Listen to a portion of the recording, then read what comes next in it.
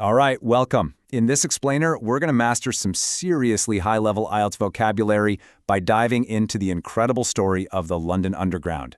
We're going to focus on collocations, those words that just sound right together to make your English sound way more natural and advanced. Okay, let's get right into it.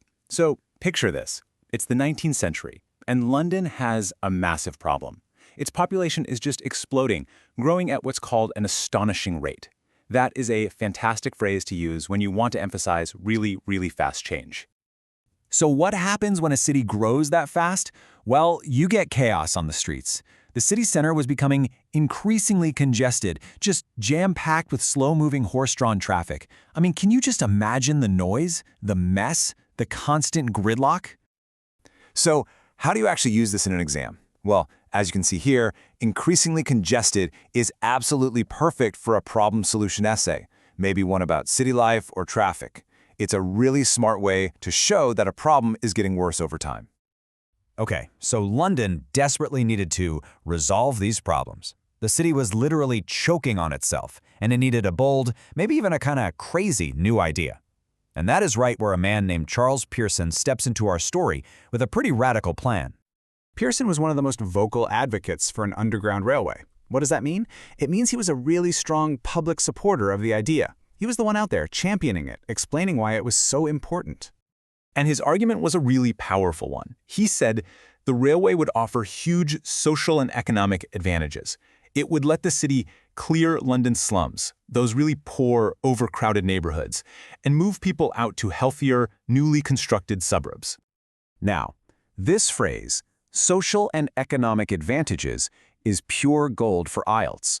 It is such a high-level, powerful phrase, you can use it to talk about the benefits of pretty much any plan, whether it's about education, healthcare, or new technology. Now, it wasn't an easy sell, but over time, slowly but surely, his proposal eventually gained support. And that's just a great natural-sounding way to describe an idea becoming more and more popular. But, having a great idea is one thing. Actually paying for it, that's a whole other story. The project was about to face some really serious challenges, both with money and just the practical side of building it. So on the one hand, you had the vision. It was a radical and expensive scheme. I mean, a plan that was completely new and was going to cost an absolute fortune. But the reality? The reality was the incredible difficulty in raising the funding to make any of it happen. And you can totally see how you could use this phrase in your own essays. It's perfect for describing any big, ambitious project, right? From government plans for climate change to a huge new business venture. It just perfectly captures that idea of something being bold and costly. So, here's a crucial point. To minimize the expense, the engineers came up with a really clever solution. Instead of digging deep tunnels, which would have been way too expensive, they built the railway right underneath the existing roads, at street level. Super smart. So the railway opens in 1863, and guess what? It was an immediate success, a total game changer for London. But like with any brand new technology, it definitely wasn't perfect. It had its problems.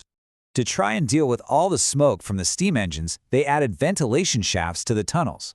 The idea was to bring in some fresh air, but there was still a pretty big, unavoidable issue with the trains they were using back then. See, the tunnels were a confined space, small and enclosed. And those steam trains just pumped out smoke everywhere, creating this really unpleasant, kind of suffocating atmosphere for all the passengers down there.